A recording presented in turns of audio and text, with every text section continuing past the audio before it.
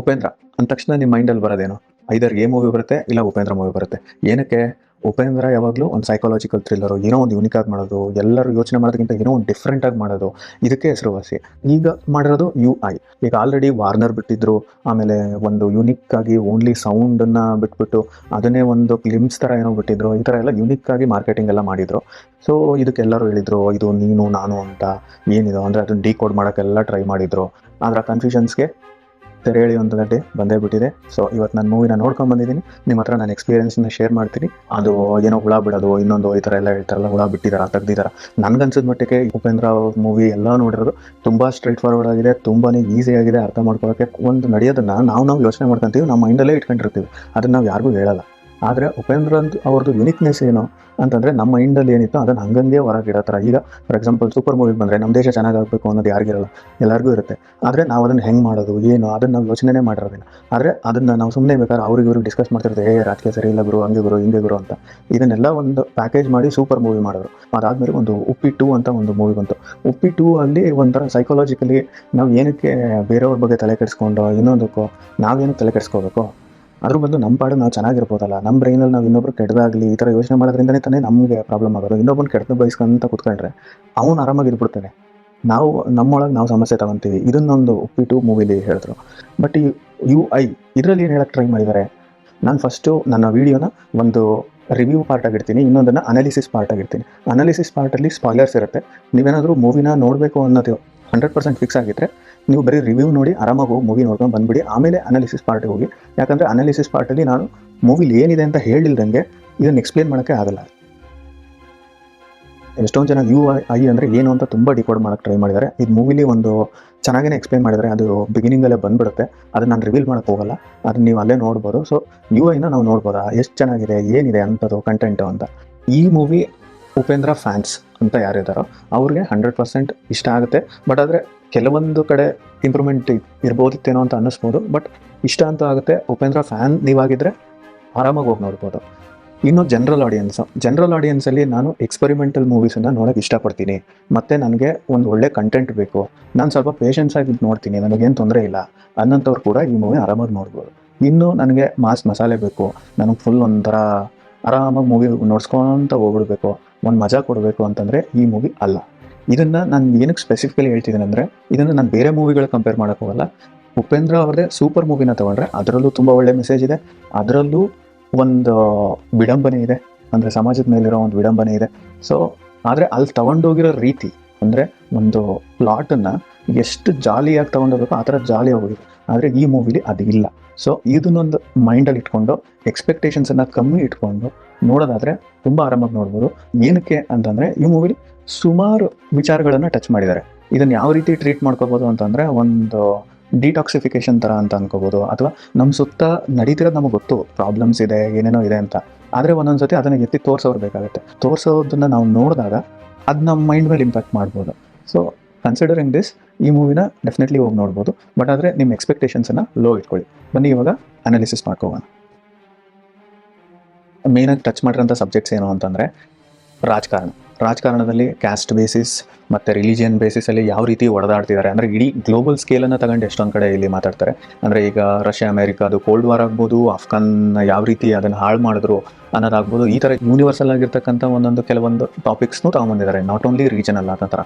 ನಾವು ಎಷ್ಟು ಅನ್ವಾಂಟೆಡ್ ಥಿಂಗ್ಸನ್ನು ತಲೆಗೆ ಹಾಕೊತಾ ಇದ್ದೀವಿ, ಅನ್ವಾಂಟೆಡ್ ಮೊಬೈಲು, ಇನ್ನೊಂದು ಎಷ್ಟು ರಾಜಕಾರಣಿಗಳು, ಇನ್ನೊಬ್ಬರು ಎಲ್ಲರೂ ತುಂಬ್ತಾ ಇದ್ದಾರೆ ನಮಗೆ.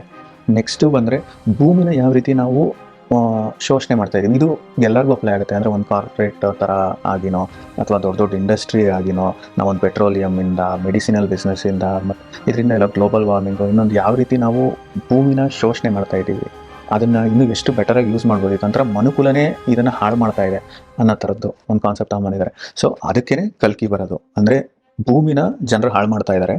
ಕಲ್ಕಿ ಇಸ್ ಅ ಡಿಸ್ಟ್ರಾಯ್ ಮಾಡಿ ಮತ್ತೆ ಹೊಸದಾಗಿ ಪುನಃಸ್ಥಾಪನೆ ಮಾಡಬೇಕು ಅನ್ನೋದು ಕಲ್ಕಿ ಉದ್ದೇಶ. ಈಗಿರೋರು ಸರಿ ಇಲ್ಲ ಅಂತ. ಆದರೆ ಇಲ್ಲಿ ಇನ್ನೊಂದು ಮಾಡಿದ್ದಾರೆ, ಒಂದು ಉಲ್ಟಾ ಕಾನ್ಸೆಪ್ಟು. ಅದೇನಪ್ಪ ಅಂದರೆ ಸತ್ಯ ಏನು ಅಂತಂದರೆ ಕಾಪಾಡೋಕ್ಕೆ ಬರೋನು, ಅಂದರೆ ಇದನ್ನೇ ಬೆಟರ್ ಮಾಡೋಣ, ಇನ್ನೂ ಚೆನ್ನಾಗಿರೋಕ್ಕೆ ಒಂದು ಚಾನ್ಸ್ ಇದೆ ಅಂತ. ಸೊ ಈ ಚಾನ್ಸು ಇರೋನು ಸರಿ ಮಾಡ್ತಾನ, ಸರಿಯಾಗಿ ಮಾಡಲ್ವಾ, ಕಲ್ಕಿ ಗೆಲ್ತಾನ ಅಥವಾ ಸತ್ಯ ಗೆಲ್ತಾನ, ಇದು ಕಥೆದು ಕ್ಲೈಮ್ಯಾಕ್ಸ್. ನಾನು ಕ್ಲೈಮ್ಯಾಕ್ಸ್ಗೆ ಏನು ಹೇಳೋಕ್ಕೋಗಲ್ಲ. ಇಲ್ಲಿ ಮೇಯ್ನಾಗಿ ಬಂದಾಗ ಏನೇನು ನನಗೆ ಗುಡ್ ಅಂತ ಅನಿಸಿದ್ದು over all concept is good. Making ತುಂಬಾ ಗ್ರೇಟ್ ಅಂತ ಹೇಳೋಕ್ಕಾಗಲ್ಲ, ಹಂಗಂತ ತುಂಬ ಸಪ್ಪೆ ಅಂತಲೂ ಹೇಳೋಕ್ಕಾಗಲ್ಲ. ನೆಗೆಟಿವ್ ಪಾಯಿಂಟ್ಸ್ ಅನ್ನೋದಕ್ಕಿಂತ ಎಲ್ಲೆಲ್ಲಿ ಇಂಪ್ರೂವ್ ಆಗೋದಿತ್ತು ಅಂತ ಹೇಳಿಕ್ಕೆ ನಾನು ಇಷ್ಟಪಡ್ತೀನಿ. ಇಲ್ಲಿ ಒಂದು 3-4 ಆ್ಯಕ್ಷನ್ ಬ್ಲಾಕ್ಸ್ ಬರುತ್ತೆ. ಆ್ಯಕ್ಷನ್ ಬ್ಲಾಕ್ಸು ಕೆಲವೊಂದು ಕಡೆ ಅನ್ನೆಸೆಸರಿ ಅಂತ ಅನಿಸುತ್ತೆ. ಅವರೇ ಹೇಳಂಗೆ ಕಮರ್ಷಿಯಲ್ ಅಂತ ಏನೋ ಕಮರ್ಷಿಯಲ್ ಮಾಡೋಕ್ಕೆ ಹೋಗಿ ಅದನ್ನು ತುಂಬ ಫುಲ್ಲೆಸ್ಟ್ಗೆ ಎಕ್ಸಿಕ್ಯೂಟ್ ಮಾಡಿಲ್ಲ ಅಂತ ಅನಿಸುತ್ತೆ. ಅದು ಒಂದು. ಇನ್ನೊಂದು, ಕೆಲವೊಂದು ಕಡೆ ಬೇಕಾಗಿದೆ, ಆ್ಯಕ್ಷನ್ ಬ್ಲಾಕ್ ಬೇಕಾಗಿದೆ, ಅದನ್ನು ತುಂಬ ಪೂರಾಗಿ ಎಕ್ಸಿಕ್ಯೂಟ್ ಮಾಡಿದ್ದಾರೆ. ಅಂದರೆ ತುಂಬ ಇಂಟ್ರೆಸ್ಟಿಂಗ್ ಮಾಡ್ಬೋದಿತ್ತು ಆ್ಯಕ್ಷನ್ಸನ್ನು, ಅದು ಒಂಥರ ತುಂಬ ಮೋನೋಟೋನಸ್ ಅಂತ ಅನಿಸ್ಬಿಡುತ್ತೆ. ಇದರಲ್ಲಿ ಒಂದು ಸೀಕ್ವೆನ್ಸ್ ಬರುತ್ತೆ, ಏನಪ್ಪ ಅಂತಂದರೆ ಸತ್ಯ ಇಸ್ ಟ್ರ್ಯಾಪ್ಡ್ ಇನ್ ಮೈಂಡಿಂದ ಹೊರಗೆ ಬಂದಾಗ ಅವನು ಎನ್ಲೈಟನ್ಮೆಂಟ್. ಅಂದರೆ the concept is so beautiful. ತುಂಬಾ ಬೆಟರ್ ಆಗಿ ಇದನ್ನು ಎಕ್ಸಿಕ್ಯೂಟ್ ಮಾಡ್ಬೋದಿತ್ತು.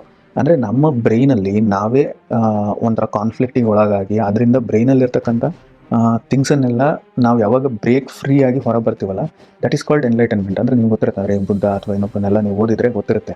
ಅಂದರೆ ಎನ್ಲೈಟನ್ಮೆಂಟ್ ಬಗ್ಗೆ ಏನು ಅಂತ. ಎನ್ಲೈಟನ್ಮೆಂಟ್ನೇ ಬುದ್ಧ, ಬಸವಣ್ಣ ಇವರೆಲ್ಲ ಆಗಿ ಬಂದಿದ್ರು, ಸತ್ಯ ಆಗಿ ಬಂದ ಅನ್ನೋ ಥರ ಇಲ್ಲಿ ತೊಗೊಂಡಿದ್ದಾರೆ. Which is actually very very brilliant thought.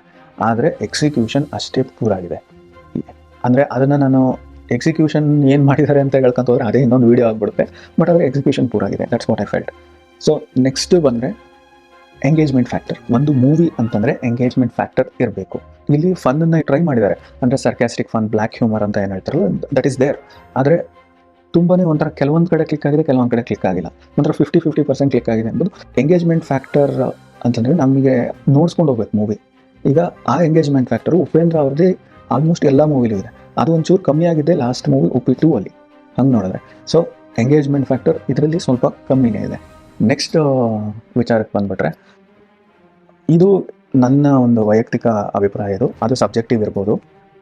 ಫ್ರೇಮಲ್ಲಿ ತುಂಬಾ ಒಂಥರ ಉಪೇಂದ್ರ ಅವ್ರದ್ದೇ ಕಲ್ಕಿ ಕ್ಯಾರೆಕ್ಟರ್ ಒಂದು ಬ್ಲ್ಯಾಕ್ ಶೇಡ್ ಅಥವಾ ಇನ್ನೊಂದು, ಅದು ತುಂಬಾ ಫ್ರೇಮ್ಸಲ್ಲಿ ಡಿಸ್ಟರ್ಬಿಂಗ್ ಆಗೂ ಕಾಣುತ್ತೆ. ಆದರೆ it's not aesthetically good. Most of the ಮೂವಿನ ಲಲಿತ್ ಮಹಲ್ ಪ್ಯಾಲೇಸಲ್ಲಿ ಶೂಟ್ ಮಾಡಿದ್ದಾರೆ, ಮತ್ತು CGದು ಅದೇನು ವರ್ಲ್ಡ್ ಅಂತ ಕ್ರಿಯೇಟ್ ಮಾಡಿದಾರಲ್ಲ ಅದರಲ್ಲಿ ಮಾಡಿದ್ದಾರೆ. ಆ ಎರಡು ಥಿಂಗು ಬ್ಲೆಂಡ್ ಆಗಲ್ಲ. ಕಲರ್ ಪ್ಯಾಲೆಟ್ಸು ಬೇರೆ ಕಡೆ ಯೂಸ್ ಮಾಡಿರೋದಕ್ಕೂ ಇಲ್ಲಿಯ ಕಲರ್ ಪ್ಯಾಲೆಟಿಗೂ ಅದು ಹೊಂದಲ್ಲ. ಓವರಾಲ್ ಆಗಿ ಹೇಳಬೇಕು ಅಂತಂದರೆ ಇದೊಂಥರ ತುಂಬಾ ಒಳ್ಳೆಯ ಪ್ರಯತ್ನ. ಆದರೆ ಫುಲ್ ಮಾರ್ಕ್ಸ್ ಕೊಡ್ಬೋದಾ? ಇಲ್ಲ. ಆದರೆ ಮಾಡಿರೋರು ನಮ್ಮವರೇ, ನಮಗೆ ಬೇಕಾಗಿರೋರು. ತುಂಬ ಒಳ್ಳೆ ವಿಚಾರ ಹೇಳಕ್ಕೆ ಹೋಗ್ತಾ ಇದ್ದಾರೆ. ಆದರೆ ಎಲ್ಲ ಕರೆಕ್ಟಾಗಿದೆ ಅಂತ ಹೇಳ್ಬಿಡೋಕ್ಕಾಗತ್ತಾ ಅಂತ ಇಲ್ಲ. ತುಂಬಾ ಇಂಪ್ರೂವ್ಮೆಂಟ್ಸ್ಗೂ ಸ್ಕೋಪ್ ಇದೆ. ಇನ್ನೂ ತುಂಬಾ ಚೆನ್ನಾಗಿ ಮಾಡ್ಬೋದಿತ್ತು. ನನಗೆ ಇಲ್ಲಿ ಲ್ಯಾಕಿಂಗ್ ಅಂತ ಅನ್ಸೋದೇನಪ್ಪ ಅಂದರೆ, ಉಪೇಂದ್ರ ಅವರು ಭಾಳನೇ ಶ್ರಮಪಟ್ಟು ಒಂದು ಒಳ್ಳೆಯ ಸ್ಕ್ರಿಪ್ಟನ್ನು ತಯಾರು ಮಾಡಿದ್ದಾರೆ. ಆದರೆ ಅವರಿಗೆ ಎನಫ್ ಸಪೋರ್ಟ್ ಸಿಕ್ಕಿಲ್ಲ. ಎಷ್ಟೊಂದು ಸತಿ ಹೆಂಗೆ ಅನ್ಸುತ್ತೆ, ನಾನು ಬೇರೆ ಮೂವೀಸ್ಗಳನ್ನು ಕನ್ಸಿಡರ್ ಮಾಡ್ಕೊಂಡು ಹೇಳ್ತೀನಿ, ಆದರೆ ಈ ಮೂವಿ ಮತ್ತೆ ಸುಮ್ಮನೆ ಮತ್ತೊಂದು ನೇಮ್ಸನ್ನು ಮಧ್ಯದಲ್ಲಿ ಹಾಕಬಾರ್ದು ಅನ್ನೋದು ಕೇಳಲ್ಲ. ಬಟ್ ಆದರೆ ವಾಟ್ ಐ ಫೀಲ್ ಈಸ್, ಈ ಡೈರೆಕ್ಟರ್ಸು, ಸೋ ಕಾಲ್ಡ್ ಹೆಸರು ಇರ್ತಕ್ಕಂಥ ಡೈರೆಕ್ಟರ್ಸು, ಅವ್ರ ಸುತ್ತ ಎಂಥ ಜನಗಳಿರ್ತಾರೆ ಅಂತಂದರೆ, ಇದು ಹೆಂಗಿದೆ ಸೀನ್, ಸೂಪರಣ ಅಂತ ಅಂದ್ಬಿಡೋದು. ಅಥವಾ ಅಲ್ಲಿ ಒಂದು ಕ್ರಿಟಿಕ್ ರಿವ್ಯೂವೇ ಸಿಗೋದಿಲ್ಲ ಅವ್ರಿಗೆ. ಅವಾಗ ಜಡ್ಜ್ಮೆಂಟ್ ಪ್ರಾಪರಾಗಿ ಸಿಗೋಲ್ಲ. ಅಥವಾ ಎಲ್ಲದನ್ನು ಇದು ಸರಿ ಇಲ್ಲ ಅಂದರೆ ಅದನ್ನು ಇಂಪ್ರೂವ್ ಮಾಡಿ ಹೇಳೋದಕ್ಕೋ ಅಥವಾ ಅವ್ರ ಹತ್ರ ಡಿಸ್ಕಸ್ ಮಾಡೋದಕ್ಕೋ ಒಬ್ಬರು ಇರಬೇಕಾಗುತ್ತೆ. ಸೊ ಅದು ಇಲ್ಲಿ ಮಿಸ್ಸಿಂಗ್ ಅಂತ ಅನ್ಸುತ್ತೆ. ಅಥವಾ ಸ್ಕ್ರಿಪ್ಟ್ ವರ್ಕ್ ಮೇಲೆ ಇನ್ನೂ ಚೆನ್ನಾಗಿ ಮಾಡಿದರೆ ಭಾಳನೇ ಚೆನ್ನಾಗಿ ಬಂದಿರೋದು. ಇದು ಒಂಥರ ಅವಾಗ ಯೂನಿವರ್ಸಲ್ ಆಗಿ ಎಲ್ಲರೂ ಇಷ್ಟಪಡೋಂಥ ಒಂದು ಮೂವಿ ಆಗೋದು. ಈಗ ಹೆಂಗಾಗಿದೆ ಅಂದರೆ, ಉಪೇಂದ್ರ ಅವರನ್ನು ತುಂಬ ಇಷ್ಟಪಡೋಂಥವ್ರು ಒಳ್ಳೆ ಮೆಸೇಜ್ ಹೇಳಿದಾರಪ್ಪ ನಮ್ಮ ಹೀರೋ ಅಂತ ಅಂದ್ಕೊಂಡು, ಹೀರೋ ಡೈರೆಕ್ಟರು ಅಂತ ಅಂದ್ಕೊಂಡು ಸ್ವಲ್ಪಕ್ಕೆ ಖುಷಿ ಪಡ್ಕೊಂಡು ಬರೋ ಥರ ಆಗುತ್ತೆ ಅಂತ ಅನಿಸುತ್ತೆ. ಸೊ ನೆಕ್ಸ್ಟ್ ಟೈಮ್ ಉಪೇಂದ್ರ ಅವರು ಮತ್ತೆ ಪಕ್ಕ ಡೈರೆಕ್ಷನ್ ಮಾಡಲಿ, ಇನ್ನೂ ಚೆನ್ನಾಗಾಗಲಿ. ಬಟ್ ಆದರೆ ಎಂಗೇಜ್ಮೆಂಟ್ ಫ್ಯಾಕ್ಟರ್ ಬರಲಿ. ಆದರೆ ಇಲ್ಲಿರ್ತಕ್ಕಂಥ ಮೆಸೇಜು ತುಂಬಾ ಚೆನ್ನಾಗಿದೆ. ಸೊ ಅಂದರೆ ಇದು ಹೆಂಗಾಗ್ಬಿಟ್ಟಿದೆ ಅಂದರೆ, ಏನೋ ಒಂದು 3-4 ರಿಲೇಟೆಡ್ ಮೆಸೇಜಸನ್ನು ತೊಗೊಂಡ್ಬಂದ್ಬಿಟ್ಟು ಚಿತ್ರಾನ್ನ ಮೊಸರನ್ನ ಮಾಡಿ ಕೊಟ್ಟಂಗಿದೆ. ಆದರೆ ಅದರದ್ದು ಟೇಸ್ಟು ಅಷ್ಟು ಗ್ರೇಟ್ ಇಲ್ಲ, ಬಟ್ ಈಟಬಲ್.